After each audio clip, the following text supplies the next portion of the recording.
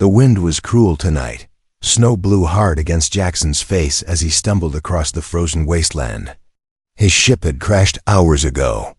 The planet was colder than any place he had ever known. His hands were numb. His suit's heater was broken. His lips had turned blue. He had to find shelter. Soon his boots cracked through the ice with every step. His eyes scanned the endless white around him. The sky above was dark purple, filled with unfamiliar stars. Somewhere behind him, the fire from the wrecked ship still burned, but it was too far now. Then he saw it. A dim light. Far in the distance, Jackson's heart jumped.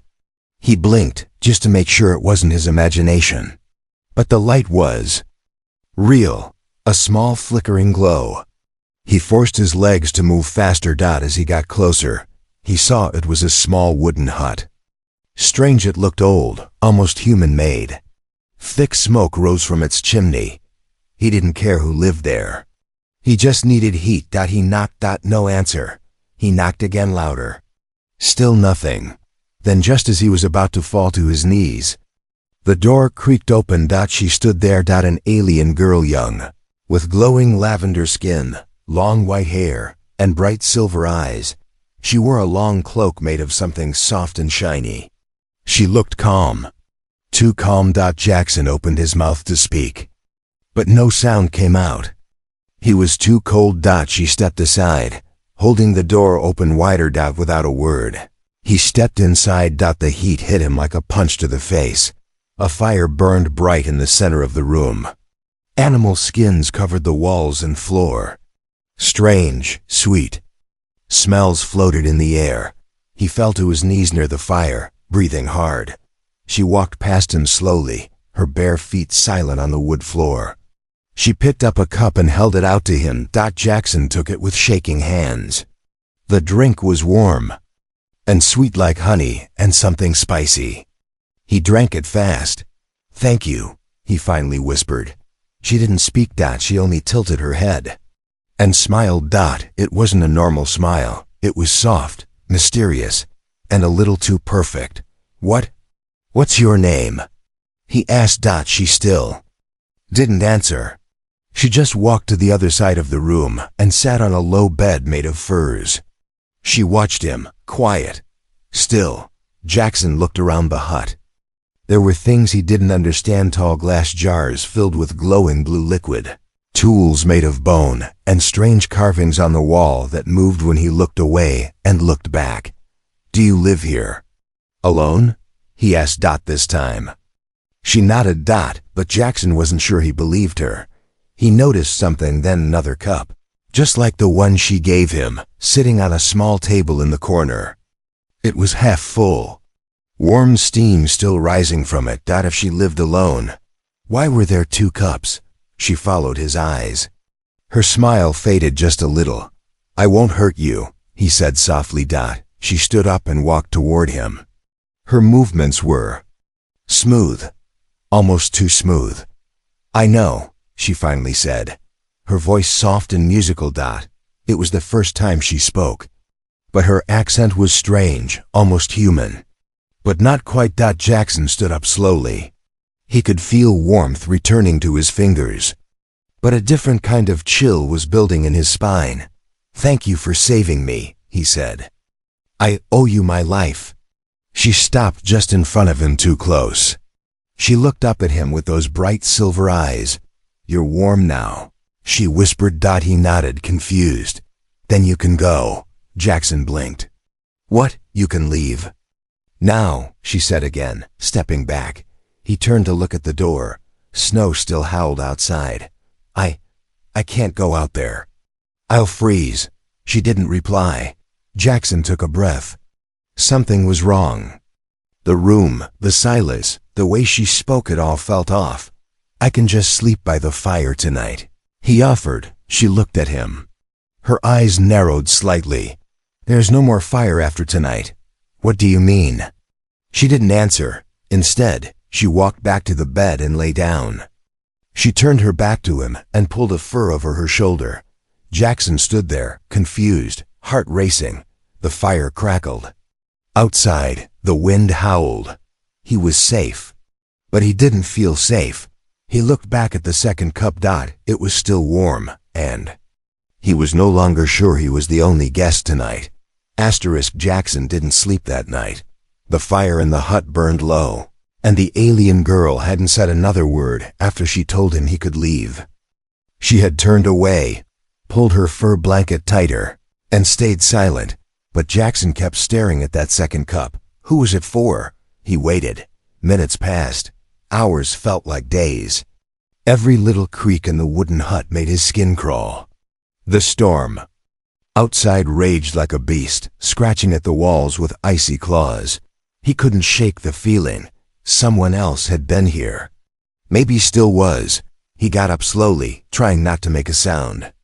The girl didn't move. Her back was still turned. He took a soft step toward the far end of the hut, near the second cup. There was a small curtain hanging from the ceiling, blocking a back room. The curtain moved slightly like it had just been touched. Jackson froze. He waited.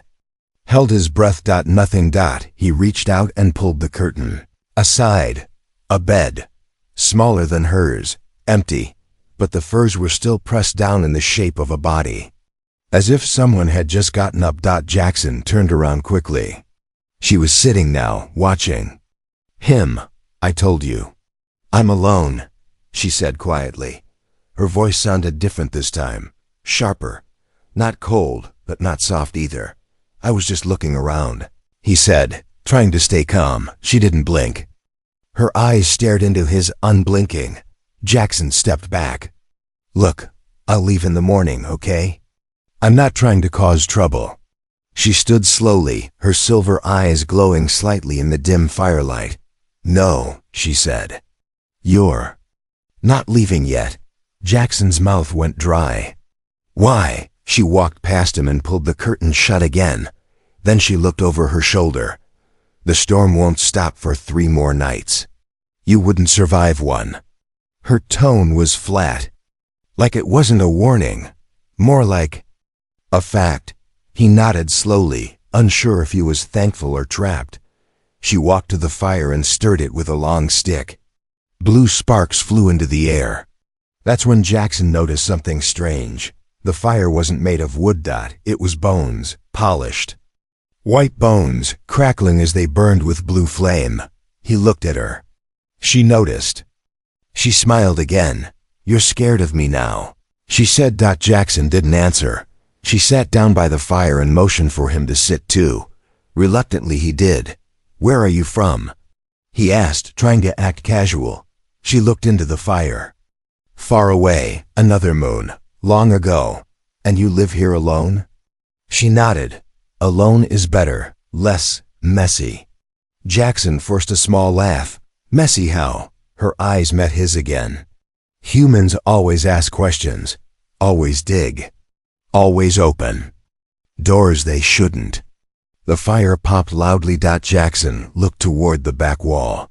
What's behind that door? He asked. There was a small sealed door near the corner low to the ground, made of metal, unlike the rest of the wooden hut. She stood. You should sleep, she said. The night is cold. You'll need your strength. I'm not tired. She walked over to the door, slowly. Her fingers touched the edge. You open this, she whispered, and I'll open something inside you. He didn't move.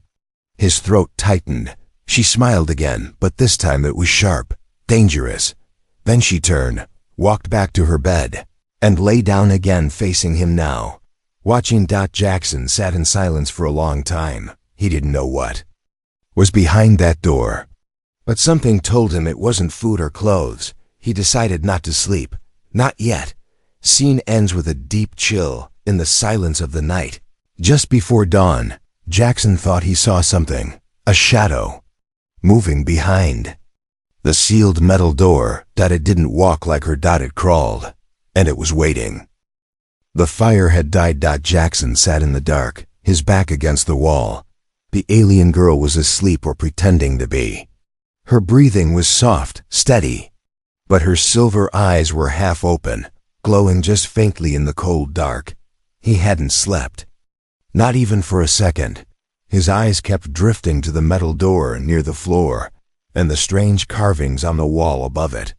They were moving again, not fast, just enough to make him question if they were alive, or if he was losing his mind. Then he heard it, a soft tapping sound, not outside, not at the door. Underneath, below the wooden floorboards. Tap, tap. Jackson slowly looked down. He pressed his hand to the floor. Tap. It came again, slightly stronger, closer. He glanced at the alien girl, still asleep. Moving carefully, he crawled toward the center of the hut, where the fire had once burned. The ashes were still warm. Around them, he saw something strange: thin gaps between the wooden planks, almost invisible before. He ran his fingers across the floor and felt it, a loose board. He froze. His heart raced. Was he really going to open it? Yes. Jackson gently pulled at the edge. It creaked softly. The girl shifted in her bed. He paused. Then slowly, the board came loose. Beneath it, darkness and a smell. Metal, old blood, dirt. He lowered his hand down, feeling around. His fingers touched something smooth, round. He pulled it up. A bracelet, not alien, not handmade, military issue, human. He turned it over in his hand. There was a name on it: C. Redman, Fleet Rescue, Alpha Base. Jackson's stomach twisted. That man had gone missing 6 months ago. The Alliance had searched for him on this planet and found nothing. He looked down again. This time, he saw more than darkness. Bones piled beneath the floor. Some clean, some still wrapped in dried skin. One had a helmet still stuck to the skull. Jackson covered his mouth, trying not to panic. Suddenly, her voice. Looking for someone? He turned sharply. She was sitting up in bed, wide awake. Her smile was gone.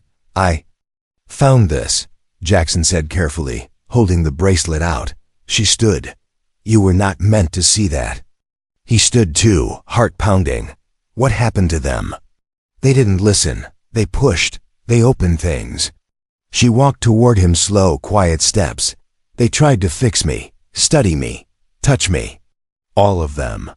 She stopped just a few feet from him now, and now they sleep. In the ground? He asked. She shook her head. In me. Jackson stepped back, but she didn't follow. Her face was calm again. Beautiful, terrifying. Why didn't you kill me? He asked. She tilted her head. You're different. You watch, you listen, you respect. Then her voice dropped to a whisper. But you're getting curious now. That's dangerous. Jackson looked at the open floor. The bracelet still in his hand. The bones. He had to get out. But the storm outside still hadn't stopped. His eyes drifted to the metal door again. What's behind that door? He asked. Quieter this time. She smiled again, but not kindly. My past, she said. My curse. My truth. Then she pointed to the bracelet. He tried to open it. Just like you. What happened to him? Jackson asked. Her answer was simple. He screamed for a long time. Ending scene. Later that night, as Jackson lay by the cold ashes, the floor beneath him made no sound, but the metal door, just once, slammed from the inside. Jackson didn't leave the hut. Not because he couldn't, but because now he needed to know the truth. Who was she really? What was behind that metal door? Why had she kept him alive? She was no longer pretending to be innocent. No more soft smiles, no more kind eyes. But she wasn't angry either. In fact, she seemed amused. She made tea. She sat by the fire. She spoke calmly. Like nothing had happened. But Jackson felt like he was sitting in a cage with a beautiful predator, and she was waiting for him to move wrong. That morning, she placed a bowl of warm soup in front of him. I added something new today, she said. Jackson stared at it. What kind of something? She leaned closer, her silver eyes locked on his. You tell me. He didn't touch it. She smiled, then reached into the bowl with her bare fingers and lifted a small red cube. She placed it in her mouth, chewed, and swallowed slowly. Still think I'm trying to poison you? She whispered. Jackson didn't answer. She laughed light, melodic, but with an edge. You're different from the others, she said. Smarter, but still human. Is that a bad thing? Not always, she replied. Some humans are fun. Some are useful. She stood up and walked over to a shelf, pulling out a long black cloth. She turned to him, holding it up. Let's play a game. Jackson frowned. What kind of game? A trust game, she said. You wear this over your eyes and sit still. If you move, you lose. Why would I agree to that? She walked slowly toward him, close enough that he could smell the soft scent of alien flowers on her skin. Because, she whispered, if you win, I'll tell you what's behind the door. His heart skipped. He hesitated, and then he agreed. She tied the cloth gently over his eyes. He could feel her breath on his neck. Her fingers were cold, but her touch was soft. Sit still, she said. Don't flinch, don't speak, no matter what you feel. Jackson sat down, his hands on his knees. The hut fell silent. Then he felt it. A finger ran down his neck, then stopped. Another touch his hand.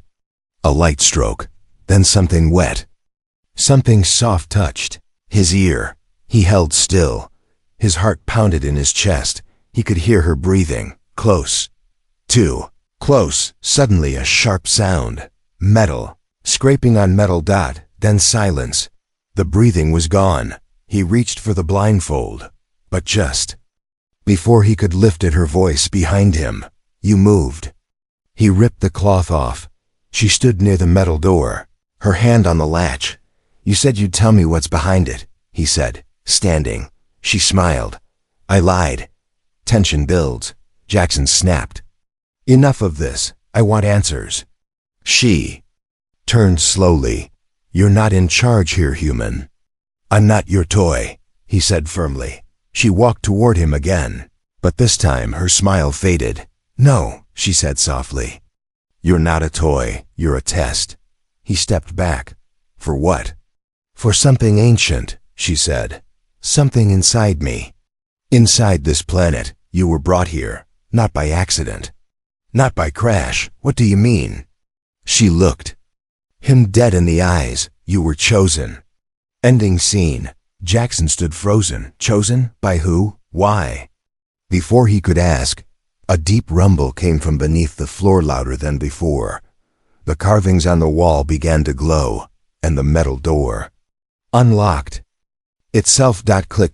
She turned her head toward it and whispered, If you still want answers, step through it.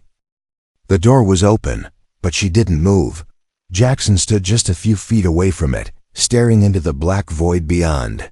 The strange glow from the carvings on the walls pulsed like a heartbeat. Slow and steady, he turned to her. You said I was chosen. Chosen for what? The alien girl looked calm. Too calm. She walked to the fire, picked up a glowing blue stick, and touched it to the floor. A circle of light shimmered under her feet. When you step through that door, she said, you leave this world. The part you know, the part you trust it, ends.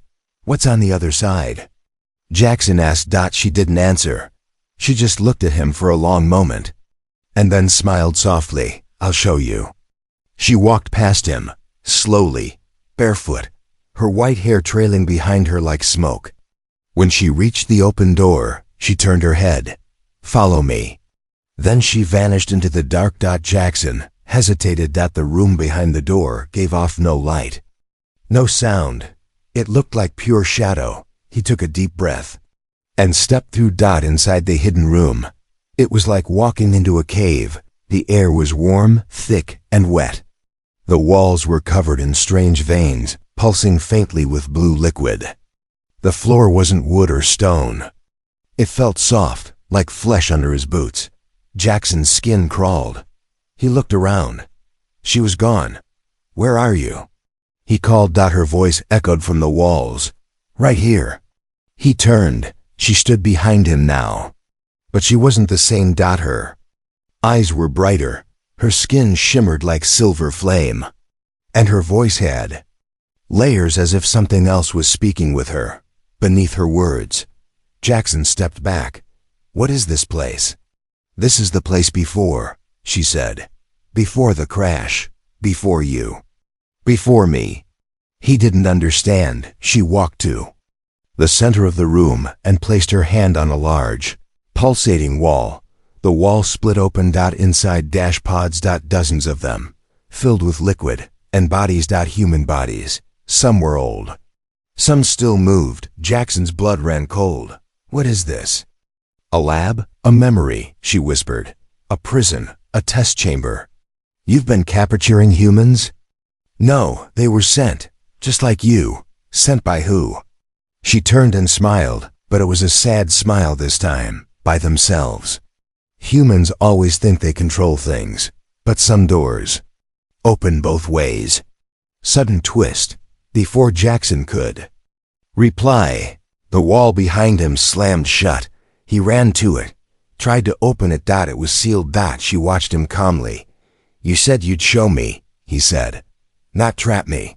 I am showing you, she replied. This is what I am. And what's that? She walked closer. Her skin was glowing now, her form shifting slightly like something inside her wanted out. I was created, she said. Not born. This hut, this body, this charm, it's just a face you can understand. Jackson stepped back. So you're not real? I'm more real than you, she whispered. Then, the lights dimmed. The pods began to hum. One of them opened. Inside, a human man stumbled out, eyes wide, coughing. Help. Me, the man gasped. Jackson rushed forward. But the girl raised her hand. Don't touch him. Why not? He's part of the machine now. You touch him, you feed it. Jackson looked back at her. And what am I to you? She stepped close again. You are the first one I didn't want to break. Then she leaned in. But you still might. Ending scene. Suddenly the wall behind him glowed. A countdown appeared. 15:49. Jackson looked around. What is that? The door stays open for 16 minutes, she said. Then it closes forever. And the others? The humans. In the pods? They didn't leave. Jackson's hands trembled. He looked at the countdown. Then at her. You could have let me go before. She nodded. But I wanted you to see me first. All of me. He looked at the pods one last time, then back at the girl. Was she the trap or the warning? The countdown glowed brighter. 0 hours 12 minutes and 3 seconds.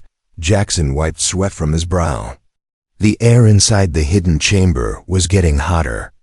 The pulsing walls vibrated with a low hum, almost like they were breathing. The alien girl stood near the pods watching him. Calm. Still. Too still. He looked again at the open pod where the man had fallen out. Now empty. No body. No blood. Just the thick blue liquid dripping onto the floor. Where did he go? Jackson asked. She didn't answer. He turned in a slow circle, eyes scanning the shadows. Where is he? He demanded. Her voice was soft. He's part of this place now, like all the others. The lights flickered. The pods hissed. Jackson stepped back toward the sealed wall. Open it, he said. She shook her head. It will open when the countdown ends. But you won't want to leave then. Try me. She walked toward him. Her feet didn't make a sound. You still think you're here by mistake, she said. That this is just a crash, a lost ship, a cold night. Jackson stared at her. It's not? She smiled faintly. This planet is not on any map, is it? Your sensors failed the moment you entered orbit. Your calls for help never reached anyone. He nodded slowly. I noticed. She moved closer. That's because this place is alive, a trap, but also a test. Jackson's voice dropped. A test for what? She leaned in, her lips near his ear. to see if you deserve what's coming. Dread begins to rise. Suddenly, the walls shivered. Countdown screen changed. They're almost here. Prepare. Jackson blinked. Who's they? She stepped back and raised her arms. My people. You said you were created. Does that mean you're not like them? Her expression shifted sad. Maybe, tired. I was the first, the soft one, the lure. The voice in the storm. The walls groaned as something moved behind them, large, heavy, slow. Jackson's voice cracked. What are they? They were like me once, but they stayed in the dark too long. The planet changed them, fed on them. Now they only hunger. Jackson looked toward the closed metal wall. Still sealed. Then let me go, he said. You don't need me here. She walked closer again, closer than before. I do, she said. Because they don't remember what mercy feels like. But I do. A deep, guttural sound echoed through the chamber. Something was coming. She gives him a choice. Her eyes locked with his. I can send you out now. You'll run, you'll live. Or you stay. And you help me fight them. Jackson laughed bitterly. Fight them with what? I don't even know what they are. You don't need weapons, she whispered. You need to be human. The way you were before war, before tech, before fear. I don't understand. She touched his chest lightly. You care. You hesitate. You protect.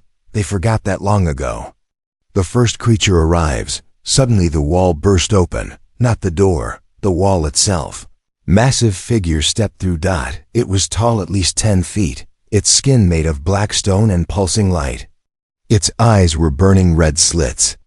Its mouth twisted in a growl, filled with metal-like teeth. Jackson stumbled back. The alien girl didn't move. It looked at her. Then at Jackson. Then it spoke. In a voice that echoed from everywhere. Human, come forward. Jackson froze. The girl's voice trembled for the first time. Don't move. The creature growled. He smells like old earth, weak, kind, wrong. Jackson stepped back again. The countdown now blinked. 0 hours, 2 minutes, and 8 seconds. The door still hadn't opened, and more shapes were moving behind the first one. Final build-up. The girl turned to Jackson. Fast, you have to decide, now. Decide what? To become something more, or die as you are. He stared at her, then at the creatures, then at the door. Will they stop if I fight? No, she said. But you'll prove them wrong. The creatures stepped forward. Light around the girl flared. Then she reached for his hand, and for a moment, Jackson saw something behind her eyes. A storm. A memory. A cry for help buried in code. And he understood. She didn't want to be what she was. Cliffhanger. Ending. 0 hours, 0 minutes, and 59 seconds. The first creature raised its arm-sharp claws. Glowing. Jackson clenched his fists. He stepped forward. Not toward the door. Toward the monsters. Jackson didn't know what he was walking into. He only knew he wasn't turning back. The alien girl stood beside him, glowing with soft silver light, her hand in his. In front of them, the creatures formed a half circle. Tall, heavy, silent. Their stone-like bodies shimmered with dark energy. And their burning red eyes were locked on him. The countdown flashed one last time, 0, 0, 0, and stopped. The door behind him didn't open. It vanished. He was trapped. But somehow, he didn't feel fear. He felt chosen. Truth revealed. The lead creature stepped forward. Its mouth didn't move, but Jackson heard its voice inside his mind. You stayed. Jackson nodded. I did. The creature's voice boomed again. You are not the strongest, not the smartest, not the fastest. But you are what we lost. Jackson glanced at the girl. She lowered her head. Tell me what this is, he said. Why me? The creature's glow faded to a soft orange. Because only a human heart can restart our future. Jackson frowned. Restart how? The girl finally spoke, her voice no longer soft, but filled with strength. My kind cannot. reproduce anymore. This planet has poisoned us.